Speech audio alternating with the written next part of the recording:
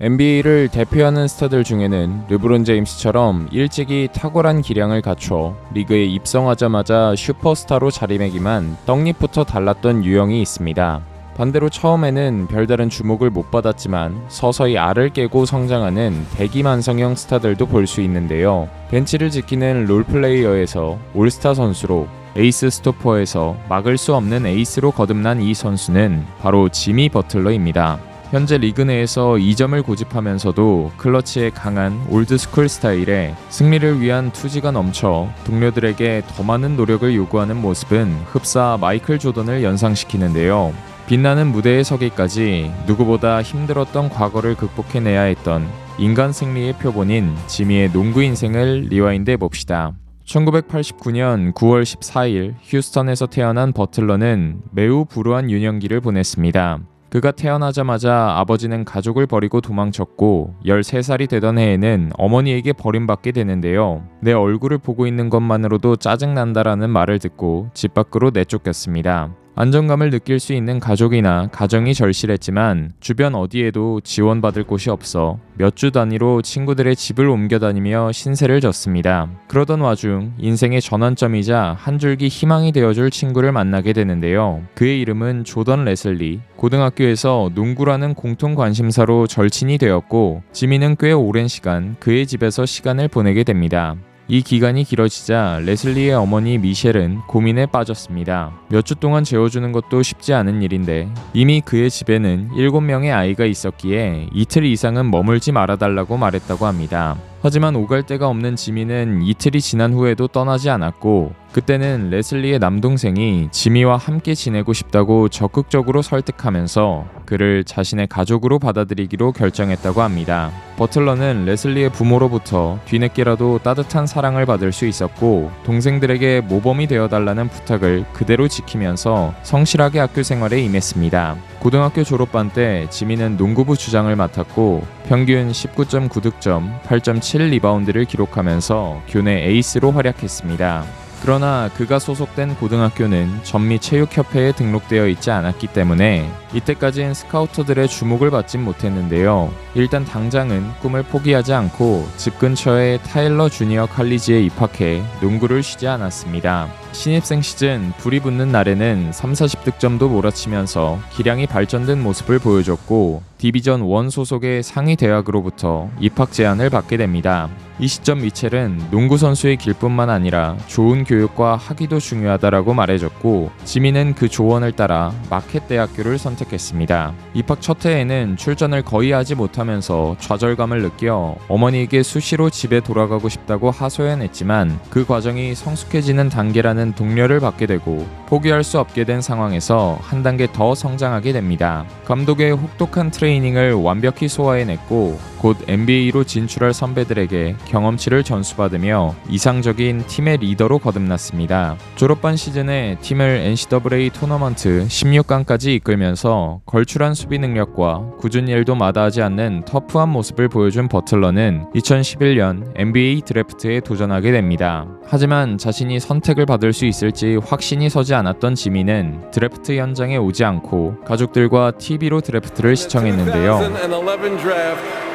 The Chicago Bulls select Jimmy Butler. 놀랍게도 1라운드 마지막 순서로 시카고 불스의 지명을 받아 꿈의 무대에 입성하게 됩니다. 당시 2010년대 초반 시카고 불스는 데릭 로즈를 필두로 우승에 도전하는 탄탄한 전력을 갖추고 있었기에 루키 시즌 버틀러에게 주어진 출전 시간은 많지 않았습니다. 그렇게 첫 시즌은 별다른 활약을 보여주지 못하고 끝이 났지만 2년차 때 기회가 찾아오게 됩니다. 로즈를 비롯한 주축 선수들의 공백으로 2배 이상 늘어난 출전 시간, 확실하게 티보드 감독에게 자신의 장점을 어필했습니다. 팔길이나 신체 조건이 압도적이지 않음에도 이미 안정적이라 평가받던 수비력을 한껏 살려 코비 브라이언트, 르브론 제임스 등 상대팀 에이스를 끈질기게 물고 늘어지면서 스토퍼 역할을 충실히 해냈는데요. 코비에게 인상적이었다라는 평가를 듣고 마이애미 히트의 27연승 행진을 끊을 정도로 수비로 깊은 인상을 남긴 지미는 불스를 플레이오프로 이끌었고 큰 무대에서 다시 한번 르브론 제임스를 담당했습니다.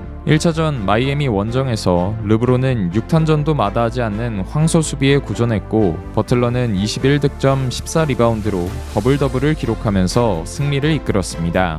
이후 2차전부터는 저조한 공격력으로 내리 4연패를 당했으나 챔피언 팀과 맞붙은 경험은 그가 더 노력하게 만드는 기폭제 역할을 했습니다. 3년차 시즌에는 정경기를 주전으로 출전하며 디펜시브 세컨팀에 이름을 올렸고 발가락 부상으로 지지부진했던 슈팅 감각을 회복하기 위해 2014년 여름 특훈에 돌입했는데요. 인터넷을 비롯한 모든 연락을 차단한 채 슈팅 연습과 몸 관리에 매진했고 체중은 덜고 근육량은 증가시킨 최상의 몸 상태로 14-15 시즌을 맞이했습니다. 피나는 노력을 기울인 만큼 야투 성공률과 3점 성공률 모두 커리어 하이를 갈아치우면서 팀 내 최다 득점으로 활약하는 날이 부쩍 늘어나 평균 20득점은 기대할 수 있는 공수 겸장으로 거듭났습니다. 정규 시즌 로즈가 잔부상으로 결장할 때도 해결사를 자처하며 지미 조던이라고 불리더니 4년 만에 첫 올스타로 발탁되었고 14-15 시즌 기량 발전상까지 수상하면서 그간 기울인 노력의 결실을 맺었는데요. 동부 컨퍼런스에서 상위권 자리를 지켰고 프롭에서도 뜨거운 경기력을 보여준 그에게 불스는 5년 계약을 안겨주면서 시카고의 미래로 낙점했습니다. 다음 시즌에도 버틀러는 혹사라고 봐도 무방한 출전 시간을 소화하면서 조던의 향기를 불러일으켰으나 더 높은 곳으로 올라가기엔 역부족이었습니다. 폼이 떨어진 주축 선수들을 트레이드하고 리빌딩을 시도해봤지만 효과는 미미했고 이 과정에서 불스는 연장 계약을 체결한 지 1년 만에 버틀러 트레이드를 시도해보는 등 의아한 행보를 보였는데요. 서운할 수 있는 대우에도 버틀러는 오로지 팀 승리만 생각하면서 열심히 뛰었고 대학 선배인 웨이드와 함께 동료들에게 쓴소리를 아끼지 않았습니다. 그러나 몇몇 선수들이 이에 반박하며 팀끼리 분열되는 분위기가 형성되어 지미의 트레이드 여부는 언론에서 더 자주 언급되었습니다. 불스는 이걸 대의 명분 삼아 우승을 이끌 특별한 선수를 찾는다고 말하며 2017년 여름 버틀러를 미네소타 팀버울브스로 트레이드했습니다. 미네소타에 합류하고 나서는 어머니가 정해준 22번을 그분의 번호로 바꾸면서 늑대 군단의 에이스 역할을 담당했는데요. 카렌 써니 타운스와 앤드류 위긴스까지 젊고 재능 있는 선수들을 앞세우고 버틀러가 공수양면으로 밸런스를 잘 잡아주면서 돌풍을 이끌었습니다. 특히 버틀러는 4쿼터 이후 평득 두 자릿수를 넘기는 탁월한 해결사 본능을 발휘해주면서 미네소타의 순위는 서부 3위까지 수직 상승했습니다. 하지만 문제는 다시 제외한 티보듀 감독의 혹사였습니다. 올스타전 출전을 마다하고 휴식을 취할 정도로 피로가 누적된 상태였고 2월 후반 무릎 부상으로 쓰러지면서 6주간 결장이 불가피했는데요. 버틀러의 결장 속에 프로팽 티켓이 위태로워졌으나 정규 시즌 막판 복귀에 단두대 매치 3경기를 모두 승리로 장식하면서 14년간 이어진 미네소타의 암흑기를 청산해줬습니다. 그러나 1번 시드 휴스턴 로켓츠를 만나 1승 4패로 빠르게 탈락하며 17-18 시즌은 막을 내렸고 미네소타의 비시즌은 버틀러와 타운스의 불화로 플레이오프 때보다 더 뜨겁게 불타올랐습니다.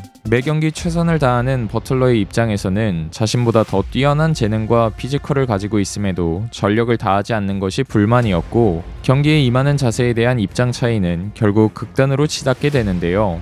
그 시점 레이첼 니콜스와의 인터뷰에서 버틀러가 3군 멤버들 팀에 들어가 1군 멤버들을 참교육했다는 일화를 말하면서 미네소타 주전들의 워크에틱이 형편없다는 여론이 형성되기도 했습니다. 하지만 이는 버틀러가 레이첼과의 친분을 통해 만든 인터뷰 자리였다는 후일담이 밝혀졌는데 사실은 그동안 참가하지 않던 트레이닝 캠프에 딱 하루 나와 주전팀과 후보팀의 연습 경기에 난입했던 것이었고 전력으로 붙었는데 1군 선수들이 진 것이 아니라 버틀러의 급발진에 타운스와 위긴스는 볼을 돌리면서 대응하지 않았다고 합니다. 원래 둘의 성격대로 타운스는 지미의 트래시 토킹에 벙쪘고 위긴스는 경기가 끝나고 곧장 떠나는 그에게 손인사를 건넸다고 하는데 당시 버틀러의 말이 언론에 조명됐기 때문에 두 선수는 불성실하다는 이미지를 떠안았습니다. 결국 18-19 시즌 초반 10경기까지는 불편한 동행을 이어갔지만 시즌 도중 필라델피아로 트레이드되며 미네소타와 이별하게 됐습니다.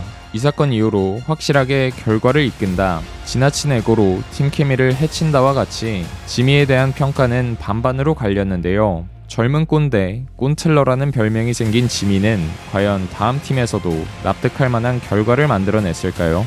그의 남은 커리어는 2부에서 이어집니다.